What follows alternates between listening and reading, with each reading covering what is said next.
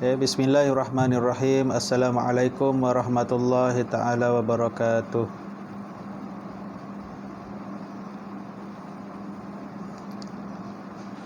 Alhamdulillahi rabbil alamin, wassalatu wassalamu ala asyrafil anbiya'i wal mursalin wa ala alihi wa sahbihi ajma'in. Subhanaka la ilma lana illa ma 'allamtana innaka antas samiul alim wa la haula wa la quwwata illa billahil aliyyil azim. Qala rabbi shrah li sadri wa yassir li amri wahlul 'uqdatam min lisani yafqahu qawli. Allahumma aftah alaina hikmataka wansyur alaina min khazaini rahmatika ya arhamar rahimin. Amin. Okey, apa khabar semua? Okey, alhamdulillah. Okey, hari ni kita nak belajar satu topik, iaitu tajuknya adalah segala puji bagi Allah. Segala puji bagi Allah. Okey, kalau yang ada buku teks, buka muka surat 25. Yang ada muka surat 25 buku teks.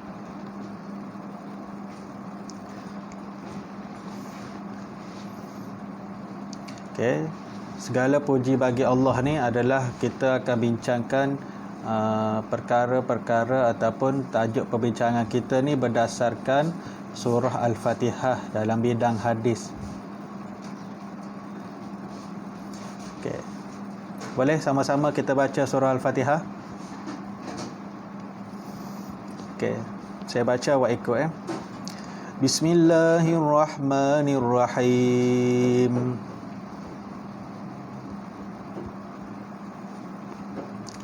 Alhamdulillahi rabbil alamin.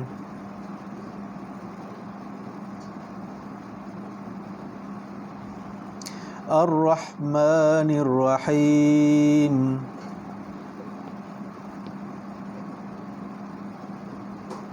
Maliki yaumiddin.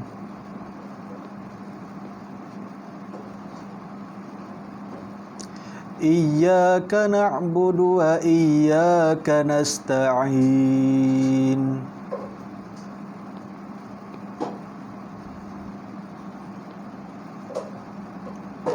Ihdinas siratal mustaqim.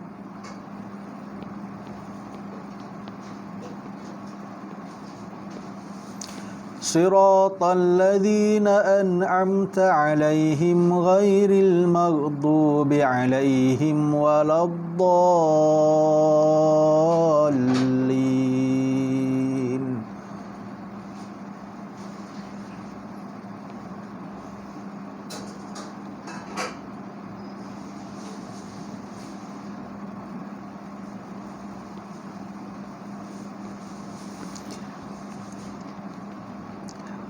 Okey, bismillahirrahmanirrahim. Maksud dia dengan nama Allah yang Maha Pemurah lagi Maha Mengasihani.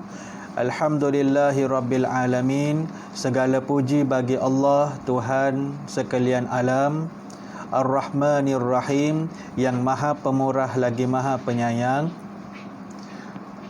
Maliki yaumiddin, yang menguasai hari pembalasan. Iyyaka na'budu wa iyyaka nasta'in. Hanya kepada Engkau kami sembah dan hanya kepada Engkau kami memohon pertolongan.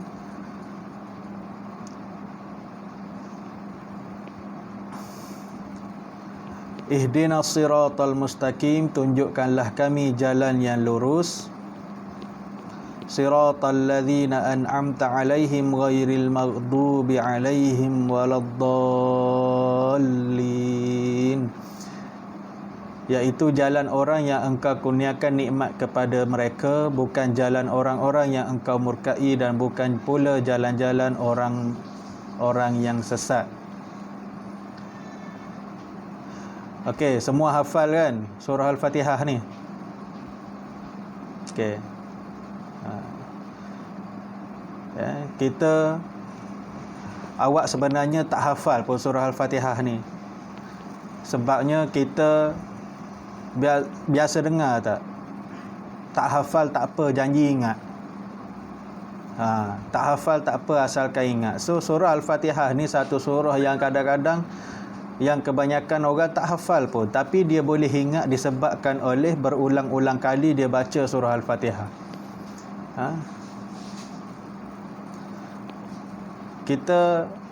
Awak boleh, kalau awak ingat, maksudnya awak buat benda tu secara istiqamah, dan awak buat tu sesuatu perkara tu awak takkan lupa, itu ingat.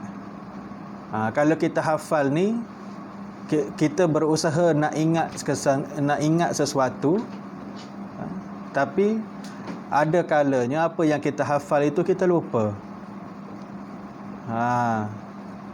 Tu beza dia. So sama juga dalam apa-apa pelajaran pun, matematik ke, sains ke, geografi ke, bahasa Melayu ke, bahasa Inggeris ke, tak kisahlah awak belajar apa sekalipun, yang penting ingat. Hafal tak penting, tak semestinya awak boleh ingat dengan hafalan.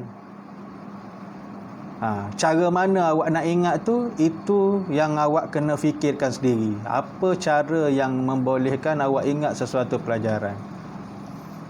Kalau surah Al-Fatihah ni, kita jadi ingat, kita tak lupa tentang surah Al-Fatihah ni, disebabkan oleh berapa kali sehari kita baca. Kalau dalam solat ada berapa rakaat semua? 20?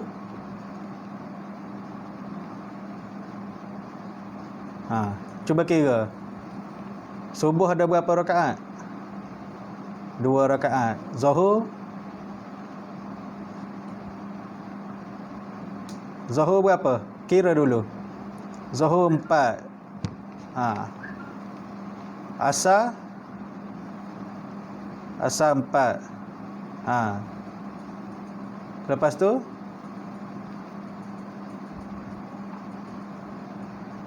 Maghrib 3.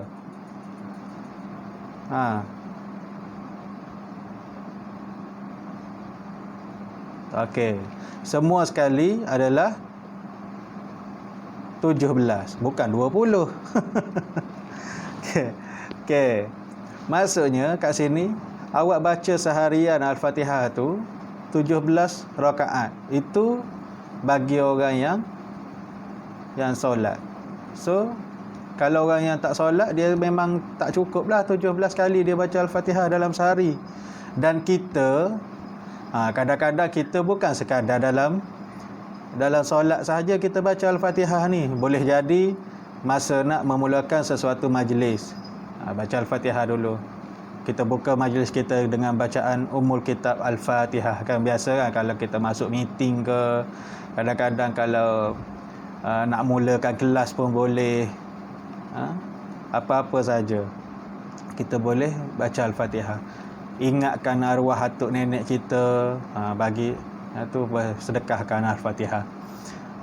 Okay. Dan Al-Fatihah ni adalah surah yang wajib dibaca di dalam solat setiap hari.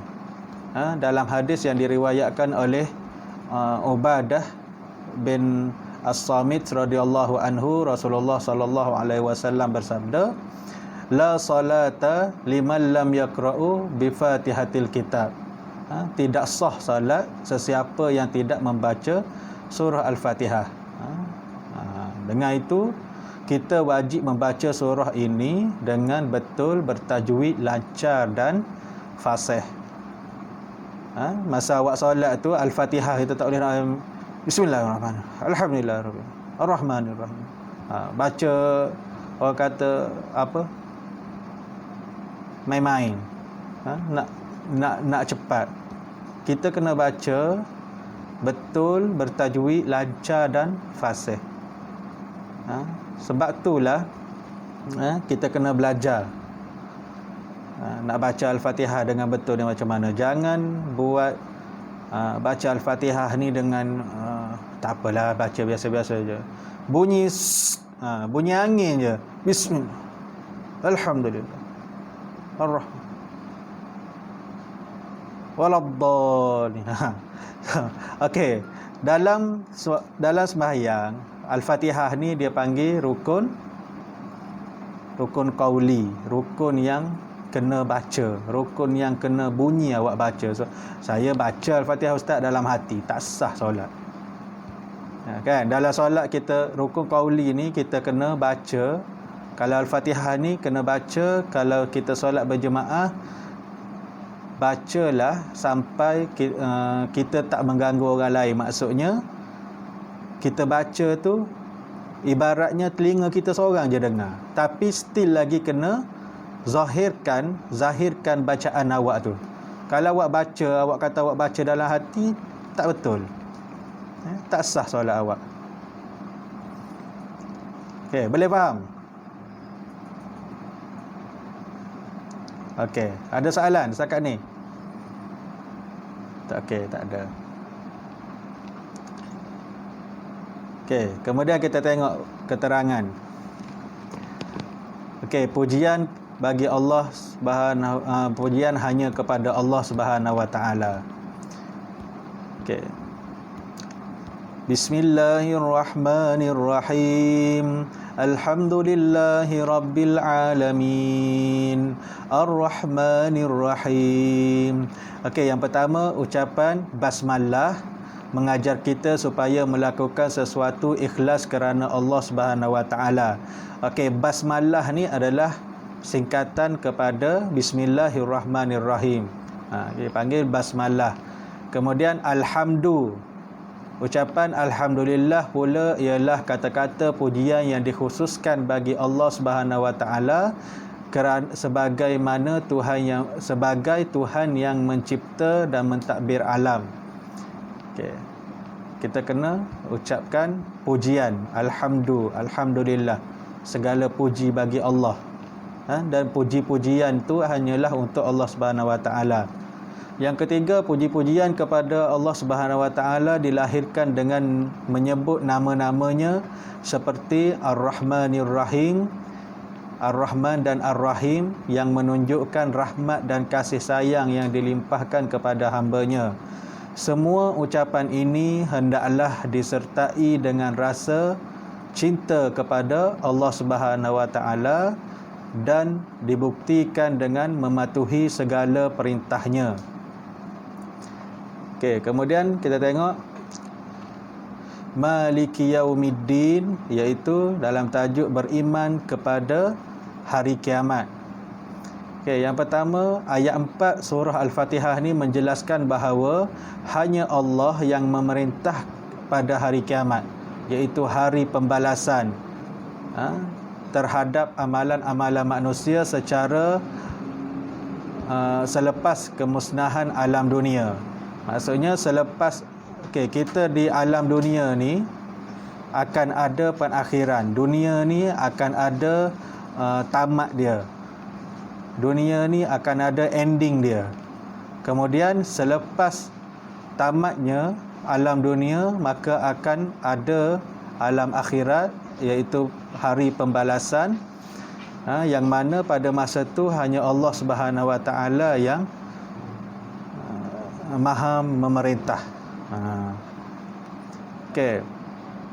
Kemudian yang kedua, hanya Allah Subhanahu wa taala berkuasa menghukum dan membalas perbuatan manusia. Allah Subhanahu wa taala sahaja yang berkuasa menghukum. Kita manusia tak boleh nak hukum manusia lain dengan sewenang-wenangnya. Ataupun pada masa tu, kalaulah di dunia pun kita tak boleh nak hukumkan manusia tu dengan sewenang-wenangnya, apatah lagi pada hari kiamat pun kita memang tak boleh, kita tak ada kuasa dah. Hanya Allah sahaja yang berkuasa pada hari akhirat. Dan pada hari itu juga tiada sesiapa lagi yang berkuasa. Raja tak ada kuasa, pemimpin tak ada kuasa, Perdana Menteri tak ada kuasa, raja tak ada kuasa, ketua kampung tak ada kuasa.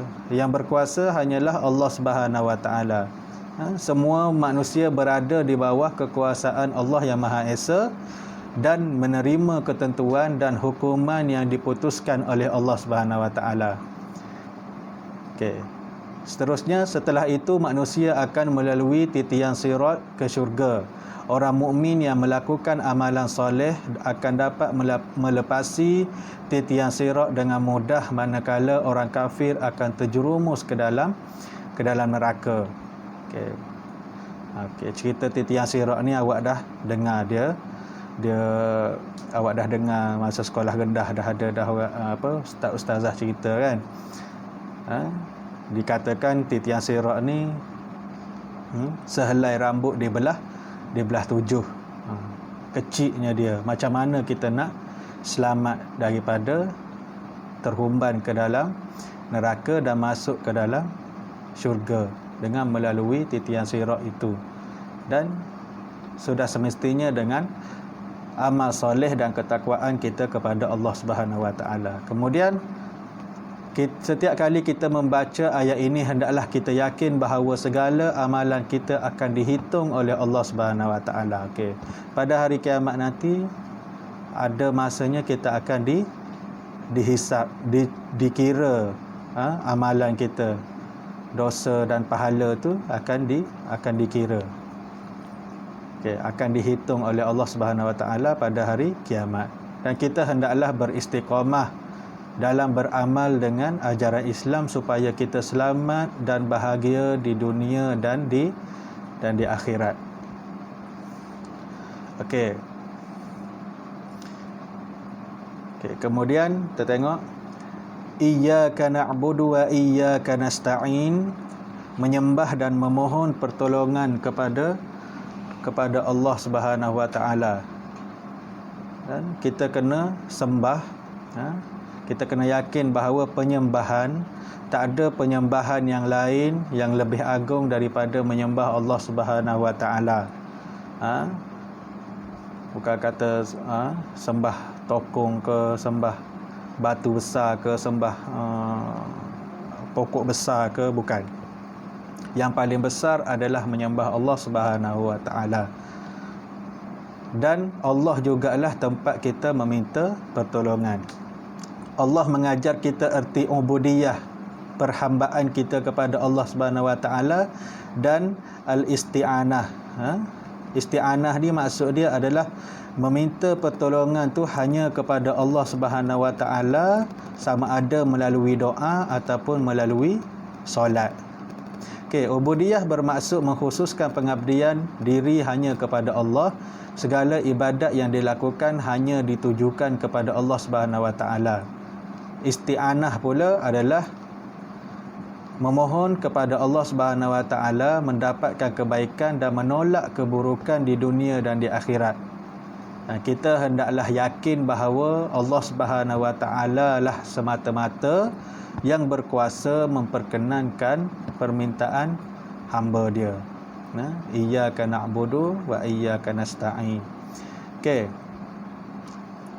Kemudian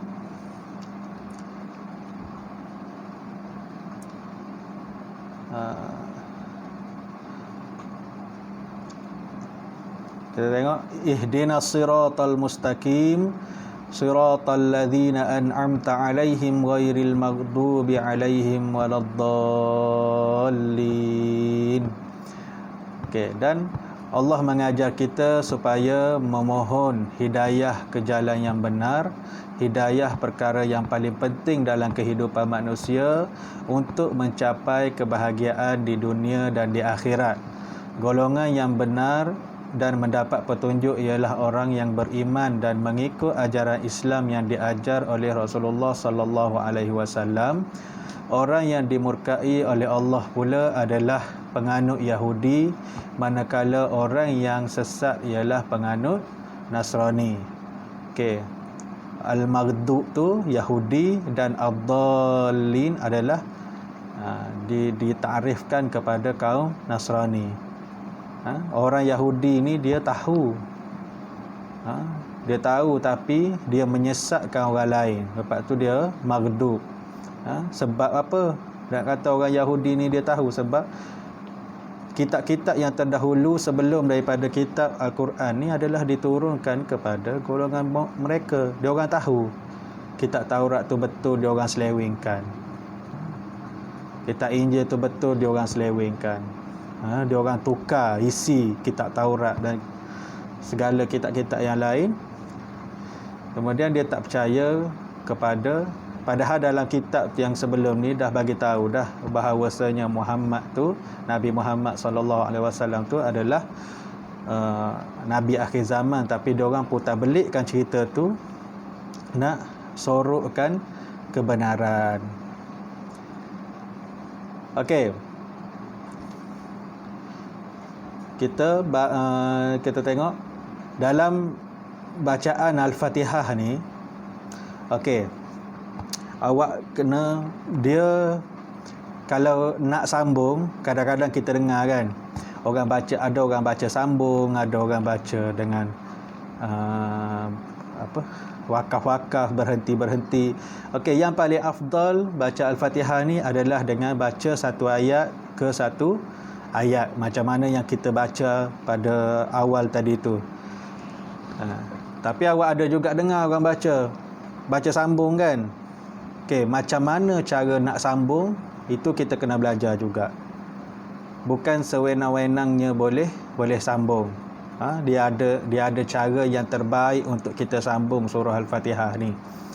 Okey, kat sini saya bagi contoh lah. Okey, yang boleh sambung adalah yang pertamanya, dia kata kita baca kaedah, kita baca dengan kaedah ni.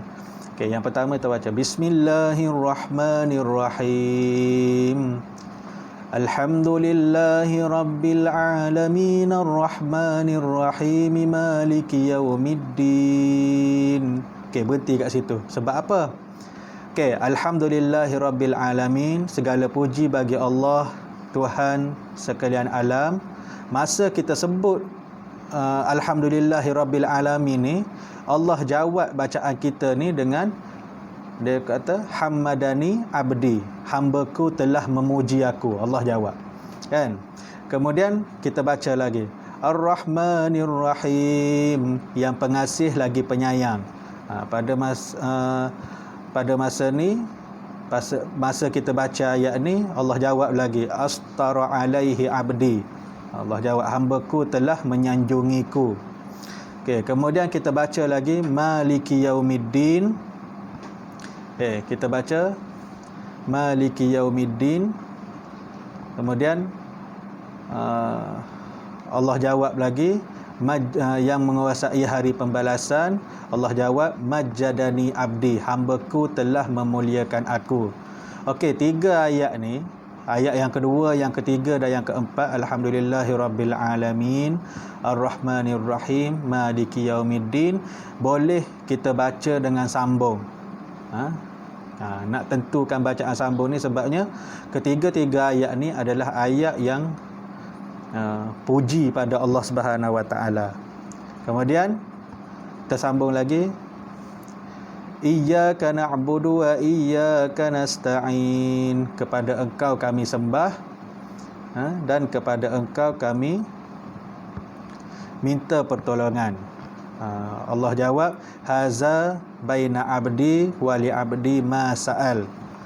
Sebahagian hidup kamu untuk Allah dan sebahagian hidup kamu lagi untuk kamu. Maksudnya kat sini Allah kata pada kita, sebahagian hidup kita ni hanya untuk Allah Subhanahu Wa Taala dan sebahagian hidup kita lagi adalah untuk kita sendiri. Maksudnya kita kena pertimbangkan ataupun kita kena bahagikan hidup kita ni, jangan semata-mata kerana dunia sahaja, sampaikan lupa kepada Allah, lupa pada akhirat.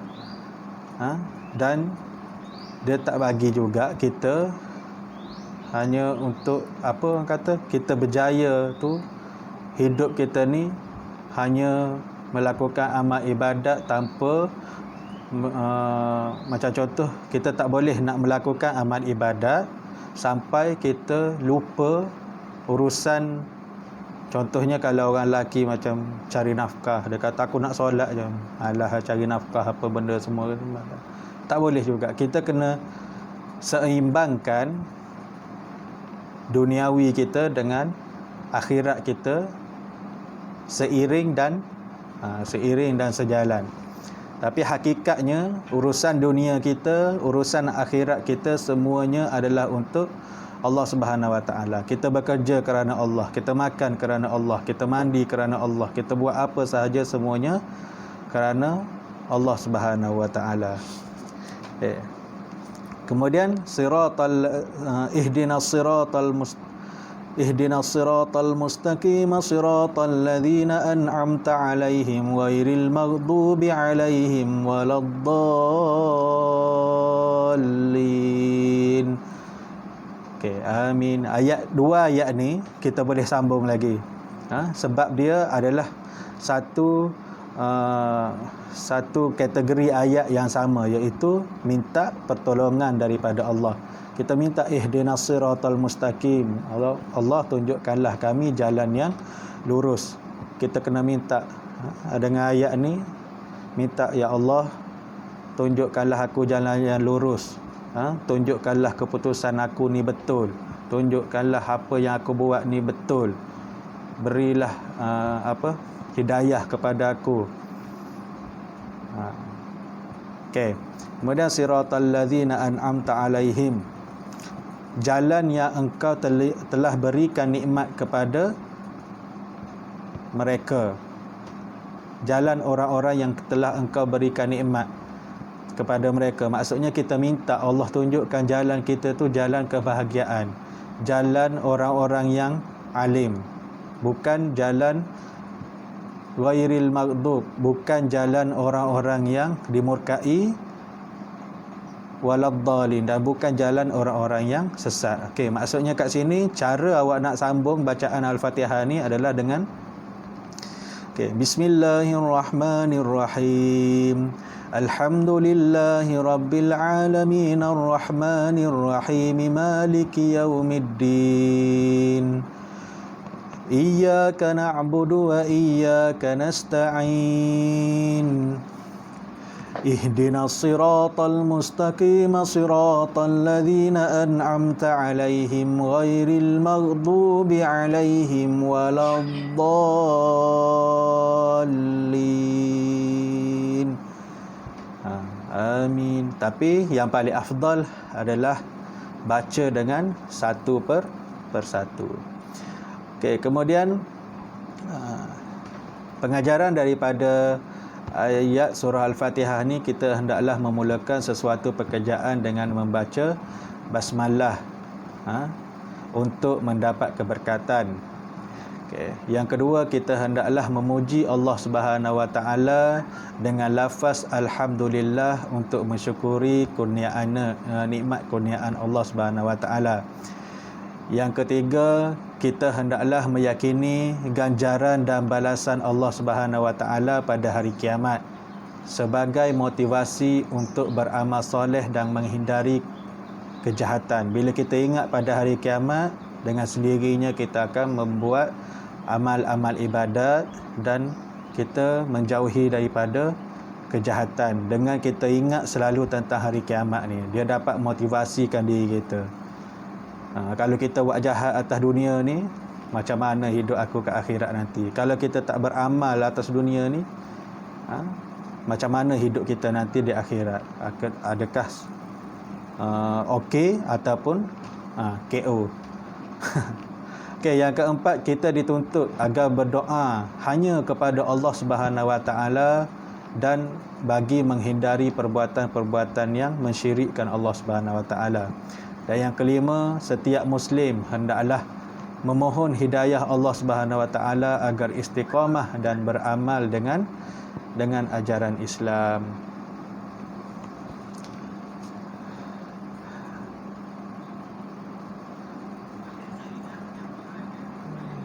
Okey, sekadar itu sahaja pembelajaran kita untuk kali ini. Apa yang baik itu datangnya daripada Allah Subhanahu Wa Taala, dan apa yang kurang itu adalah kelemahan diri saya sendiri. Wallahu a'lam bissawab. Assalamualaikum warahmatullahi